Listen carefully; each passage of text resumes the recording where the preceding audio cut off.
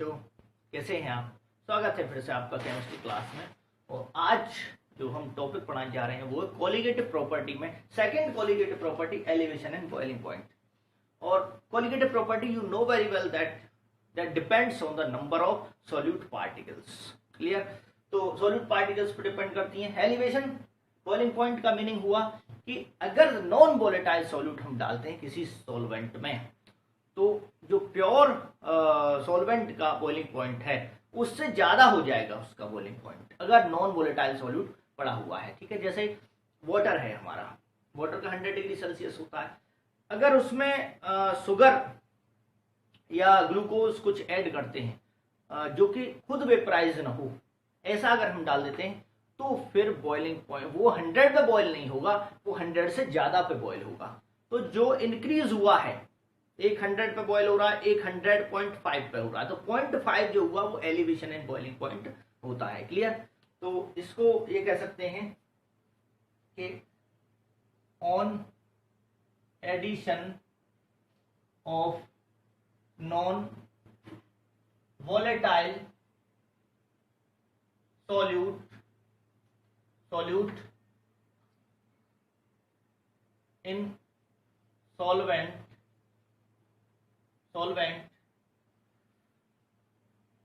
the boiling point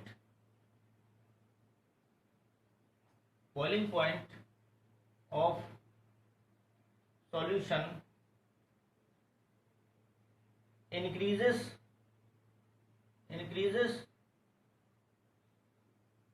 this increase in boiling point is called elevation in boiling point। ठीक, समझ में आ गया? अब बॉइलिंग पॉइंट क्या होता है समझ लीजिए। बॉइलिंग पॉइंट है क्या? देखिए कि जो कोई भी चीज है, एयर है, वो प्रेशर लगा रही है। ठीक है, इस पर एयर जो प्रेशर लगाती है वो किसी भी वेसल में अगर हम सॉल्वेंट लेते हैं तो एयर का प्रेशर लगता है। ठीक, वो होता है एटमॉस्फेरिक प्रेशर। तो किसी सॉल्वेंट को किस टेम्परेचर पर लें हम, तो उसका जो वेपर प्रेशर है वो एटमॉस्फेरिक प्रेशर के बराबर हो जाता है। तो उसको क्या कहते हैं हम कि जिस टेम्परेचर पे वो एटमॉस्फेरिक प्रेशर के बराबर होता है वेपर प्रेशर लिक्विड का, तो वो उसका बॉइलिंग पॉइंट होता है। ठीक है, तो इसको लिख सकते हैं the temperature at which the vapor pressure of liquid becomes equal to atmospheric pressure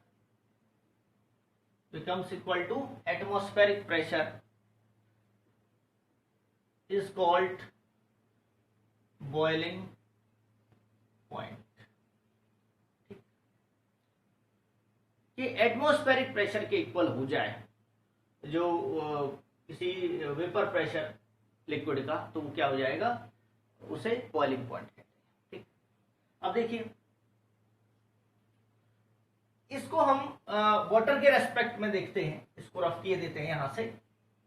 ठीक है, देखिए प्योर सॉल्वेंट है आपका वाटर, ये देखिए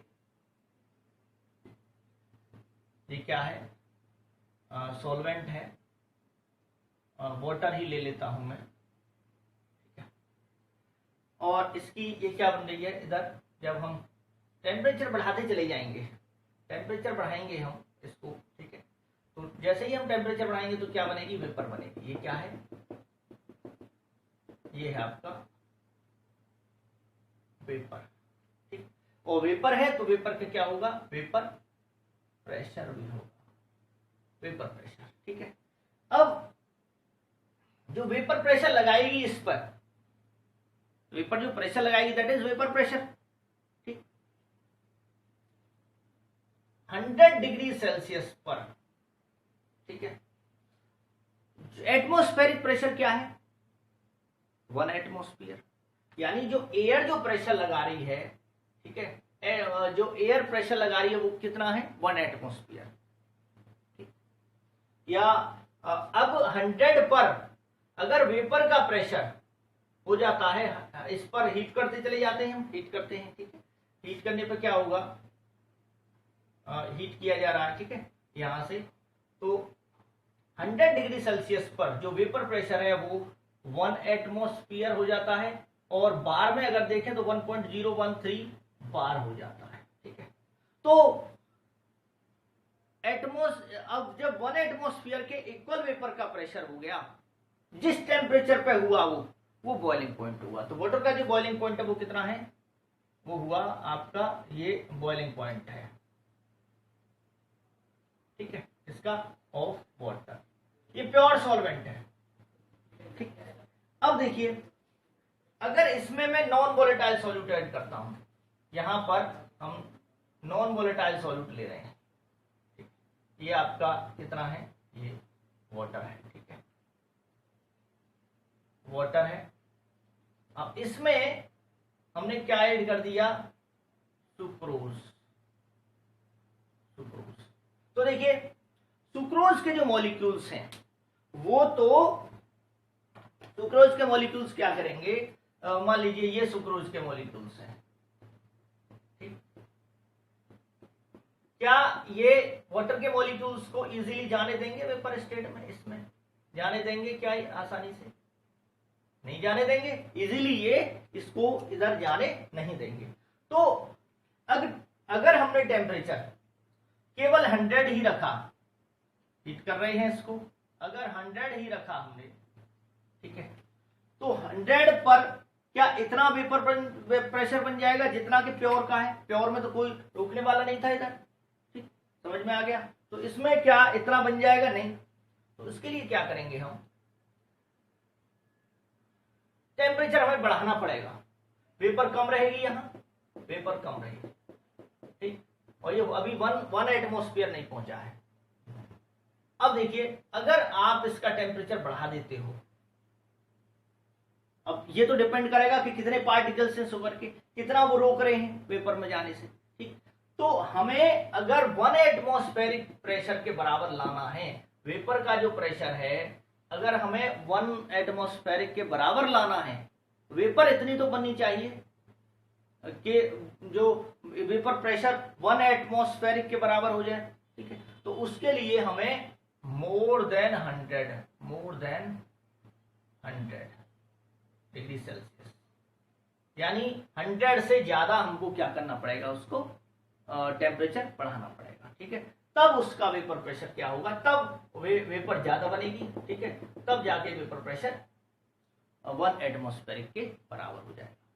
समझ में आ रहा है? तो सुक्रोज के मॉलिक्यूल्स रोकेंगे, नॉन वोलेटाइल है, खुद वेपराइज नहीं होती है, वाटर के मॉलिक्यूल्स को भी रोकती है, इसलिए टेम्परेचर बढ़ाना पड़ेगा। समझ में आ गया? तो अब इसको हम ऐसे समझ सकते हैं कि अगर कोई स्टूडेंट अकेला है, ठीक, और वो पढ़ रहा है, वो अच्छा पढ़ लेता है, तो कम ही मेहनत में वो क्या है कि अच्छी परफॉर्मेंस लाएगा। लेकिन अगर उसके पास कोई ऐसा स्टूडेंट है जो कि उसको डिस्टर्ब कर रहा है, तो फिर उसके साथ हमें ज़्यादा मेहनत करनी पड़ेगी, जिससे कि उसके इफेक्ट को वो काउंटर एक्ट कर सके। ज़्यादा मेहनत करनी पड़ेगी। समझ में आ गया? क्योंकि दूसरा स्टूडेंट अगर उसको डिस्टर्ब कर रहा है तो उसकी परफॉर्मेंस पे इफेक्ट डालेगा। उसके लिए हमें और ज़्यादा एक्स्ट्रा अपनी मेहनत को बढ़ाना पड़ेगा, टीचर को बढ़ाना पड़ेगा उसके साथ, कि जिससे क्या है कि जो परफॉर्मेंस है उसके बराबर पहुंच सके कि जब वो अकेला था। ठीक है, अब देखिए इसको हम ग्राफिकली अगर शो करें,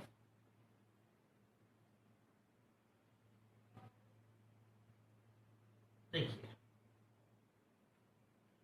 यहां पर वेपर प्रेशर लेते हैं, वेपर प्रेशर, वेपर प्रेशर क्या हो रहा है इधर, वेपर प्रेशर यहां बढ़ रहा है, ठीक। और इस पे, इस एक्सिस पे क्या लेते हैं हम,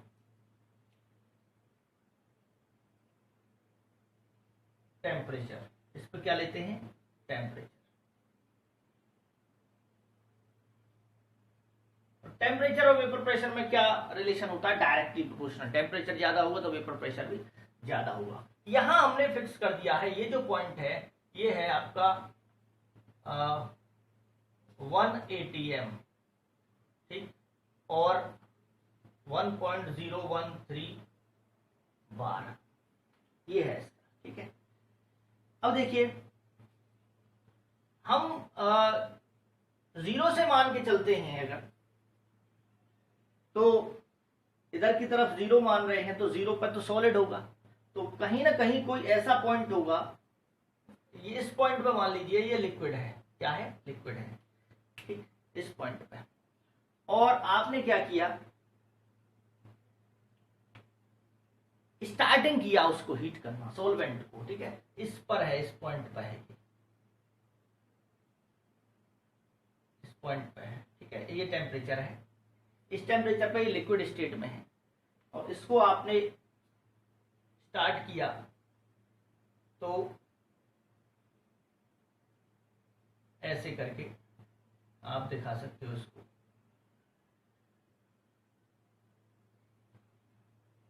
ये जो पॉइंट है देखिए, जैसे ही आप टेम्परेचर बढ़ाते चले जा रहे हो, टेम्परेचर बढ़ा रहे हो, इधर की तरफ टेम्परेचर बढ़ रहा है, तो धीरे धीरे ये वेपराइज हुआ, वेपराइज हुआ लिक्विड सॉल्वेंट, और वेपराइज होने के बाद वेपर बनती चलेगी, तो एक टेम्परेचर पे आके, इस टेम्परेचर पे आके, ये जो टेम्परेचर है,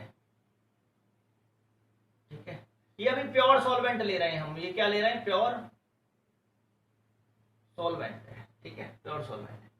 इस टेम्परेचर पे आके वेपर प्रेशर 1 एटमॉस्फेयर के बराबर हो गया, जब 1 एटमॉस्फेयर के बराबर हो गया तो वो क्या होगा, उसका बॉइलिंग पॉइंट होगा प्योर सॉल्वेंट का, तो ये जो टेम्परेचर है इस पे वो बॉइल करने लग जाएगा, इस पे क्या लग जाएगा, बॉइल करने, तो ये क्या हो गया इसका, इसको TB नॉट से शो कर रहे हैं हम, इसको किससे शो कर रहे हैं, TB नॉट, या नोट का मतलब उसमें सॉल्यूट नहीं मिला हुआ है, उसमें सॉल्यूट नहीं मिला हुआ है, क्लियर बच्चों, ठीक है।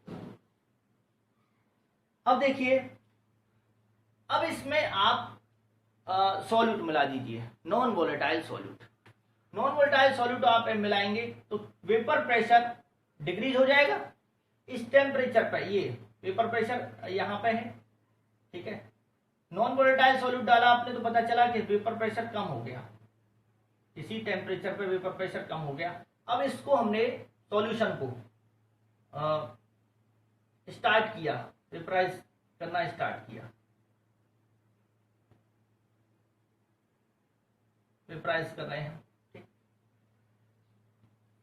वेपराइज कर रहे हैं हम इसको, तो पता चला जो सॉल्यूशन है, ठीक है, जो सॉल्यूशन है वो इस पे जाके, इस टेम्परेचर पे जाके बॉईल हो रहा है, यानी बढ़ गया ना, देखो ये हो गया TB, ये सॉल्यूशन का है, ये क्या है, सॉल्यूशन है, ये वाला सॉल्यूशन है, तो सॉल्यूशन के लिए हमें ज्यादा हीट करना पड़ेगा, ज्यादा टेम्परेचर पे वो उसका जो वेपर प्रेशर है वो 1 एटमॉस्फेयर के बराबर होगा, ठीक, प्योर का कम है और सॉल्यूशन का ज्यादा, जिसमें नॉन वोलेटाइल सॉल्यूट प्रेजेंट है।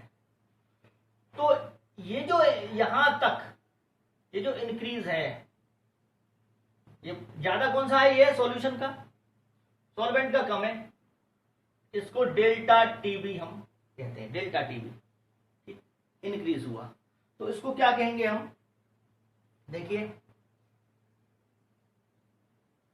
Elevation in boiling point is equal to TB minus TB naught, ये किसका है, is equal to boiling point of solution minus boiling point of solvent. ठीक, टीबी नॉट ये सॉल्यूशन का है, टीबी जो है बॉइलिंग टेम्परेचर, ये बॉइलिंग टेम्परेचर सॉल्वेंट का, ये बॉइलिंग टेम्परेचर सॉल्यूशन का है। क्लियर। अब देखिए ये डिपेंड किस पे करता है, it is a colligative property. ये क्या होती है, कोलिगेटिव प्रॉपर्टी, और ये नंबर ऑफ मोल्स पे डिपेंड करती है, लेकिन ये मोलरिटी पर डिपेंड करती है, मोलरिटी। ठीक है, तो इसको कैसे लिखेंगे, यहां पर देखिए डेल्टा टीबी, इसका जो साइन है वो क्या है, delta TB, boiling in temperature. ठीक है, डिफरेंस है ये, is directly proportional to molarity of solution. क्या होता है, मोलरिटी ऑफ सॉल्यूशन। ठीक, तो delta TB is equal to, जब इसको हटाएंगे हम तो के बी एक कांस्टेंट आता है, और एम क्या है, यहां मोलरिटी है, मोलरिटी यानी number of moles present in 100,000 gram of solvent. 1 kilogram solvent में जितने नंबर ऑफ मोल्स होते हैं सॉल्यूट के, that is called molarity.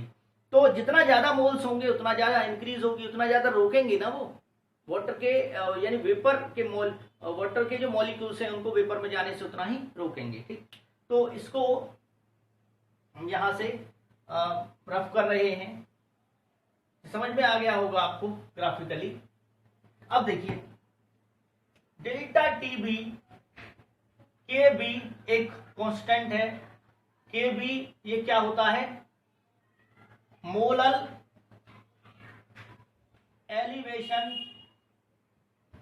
Elevation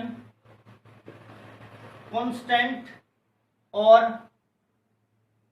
ebullioscopic constant इसको बोलते हैं। ठीक है, के बी इंटू एम, मोलरिटी क्या है, के बी मोलरिटी क्या होती है, number of moles of solute, number of moles of solute upon mass of solvent in kilogram, mass of solvent in kilogram. तो देखिए K B into number of moles क्या होता है, अगर सॉल्यूट को मैं 2 से मान रहा हूं, सॉल्वेंट क्या है 1 और सॉल्यूट क्या है 1 से मान, सॉल्यूट 2 से और सॉल्वेंट 1 से, तो मास अपॉन मोलर मास है W2 upon M2 upon mass of solvent in kilogram. ठीक, mass of solvent in kilogram क्या हो जाएगा, W1, मास W1 है। ठीक है, मैं 1 से मान रहा हूं सॉल्वेंट को, याद रखना। ठीक है, ये किस में है, किलोग्राम में। इसको हम ऐसे भी लिख सकते हैं, यहां पर देखिए के बी इंटू, ये अगर मैं इसको ग्राम में लेता हूं तो क्या हो जाएगा, अगर ये किसमें है, किलोग्राम में है, अगर ये ग्राम में दे रखा है तो क्या होगा, तो ये हो जाएगा W2 अपॉन M2। ठीक, और यहां ये W1 ये ग्राम में है, किलोग्राम में बनाएंगे तो 1000 हो जाएगा। ठीक, और फिर ये इसको क्या लिख सकते हैं, के बी इंटू W2 इंटू 1000। ठीक, ये ग्राम पर किलोग्राम, यहां ये ऐसे हो जाएगा ना। अगर कोई ग्राम में दे रखा है सॉल्वेंट तो उसको किलोग्राम में बनाने के लिए 1000 से क्या कर दिया हमने, डिवाइड कर दिया, divided by M2 into W1, ये ग्राम में है। ठीक है, और यहां भी सॉल्वेंट हम किस में ले रहे हैं, ग्राम में ले रहे हैं। तो ये हो गया डेल्टा टीबी का फॉर्मूला बन गया ये। क्लियर, तो ये भी किस में है, W2 आपका किस में है, ये ग्राम में है, ठीक है। केबी इंटू W2 ग्राम 1000 ग्राम पर किलोग्राम। ये जब आप सॉल्व करेंगे तो यूनिट भी लिखना होता है, ये मोल पर किलोग्राम में होता है, ये किसमें होता है M2 मोल पर ग्राम पर मोल में, सॉरी ग्राम पर मोल में होता है। इसकी यूनिट क्या है, ग्राम पर मोल होती है, ठीक है बच्चों। तो ये आपकी समझ में आ गया होगा, इसको आप नोट कर सकते हैं, ठीक। मोलर मास निकालने में ये फॉर्मूला काम आता है। अब जैसे मोलर मास है ये सॉल्यूट का, ये क्या है, सॉल्यूट है, 2 वाला सॉल्यूट है आपका और 1 वाला क्या है, सॉल्वेंट है, ठीक है। तो इसको अगर मोलर मास निकालना है आपको तो कैसे निकालेंगे, आप स्क्रीनशॉट ले सकते हैं इसका। अब देखिए मोलर मास अगर आप निकालते हैं अननोन सॉल्यूट का, तो ये मेथड अननोन सॉल्यूट का मोलर मास निकालने के लिए भी काम आता है। तो M2 क्या हो जाएगा, M2 यानी मोलर मास ऑफ सॉल्यूट, ठीक है। ये क्या हो जाएगा, M2 हो जाएगा आपका Kb इंटू W2 ग्राम में, ठीक, इंटू 1000 ग्राम पर kilogram, divided by delta TB into, जिसे वो केल्विन में ले लेना, और W1 ये ग्राम है, ठीक। ये आपका मोलर मास, अननोन सॉल्यूशन का मोलर मास निकाल सकते हैं, ठीक। अब बात करते हैं कि Kb क्या है, ठीक है। Kb को अगर हम डिफाइन करना चाहें, Kb आपका Kb मोलर एलिवेशन कांस्टेंट, इसको अगर हम डिफाइन करना चाहते हैं तो Kb क्या हो जाएगा, देखिए delta TB equal to KBM। अगर मोलरिटी क्या है, मोलरिटी है 1, ठीक, यानी 1 मोल डिसॉल्व है किसमें, सॉल्यूशन में। अगर 1 मोल किसी सॉल्यूट का, अननोन सॉल्यूट जो भी सॉल्यूट है, नॉन वोलेटाइल सॉल्यूट, उसका अगर डिसॉल्व है 1 किलोग्राम सॉल्वेंट में, तब जो इंक्रीज होगी दैट इज कॉल्ड ये एलिवेशन, मोलर एलिवेशन कांस्टेंट। किसके बराबर हो जाएगा उस समय, एलिवेशन इन बॉइलिंग पॉइंट के बराबर हो जाएगा, ठीक। तो इसको ऐसे लिख सकते हैं, delta TB equal to Kb हो जाएगा उस समय पे, क्या हो जाएगा, Kb हो जाएगा। अब आगे देखिए, इसको यहां से हम हटा देते हैं, इस पर न्यूमेरिकल आते हैं बोर्ड में बच्चों। तो इसको अब कैसे डिफाइन करेंगे, देखिए इसको, when 1 mole non volatile solute is dissolved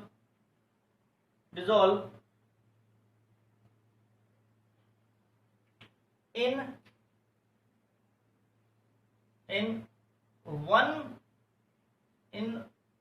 1 kilogram of solvent, then elevation in boiling point is called molar elevation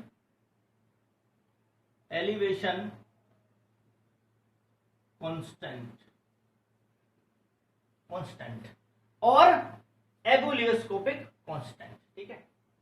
यानी जब मोलरिटी 1 होती है, दूसरे रूप में इसको ऐसे भी लिख सकते हैं हम, कि सेकंड वे में कैसे लिख सकते हैं, व्हेन और करके the molarity of solution is 1 mole per kilogram, then elevation in boiling point is called elevation in boiling point is called molar elevation constant.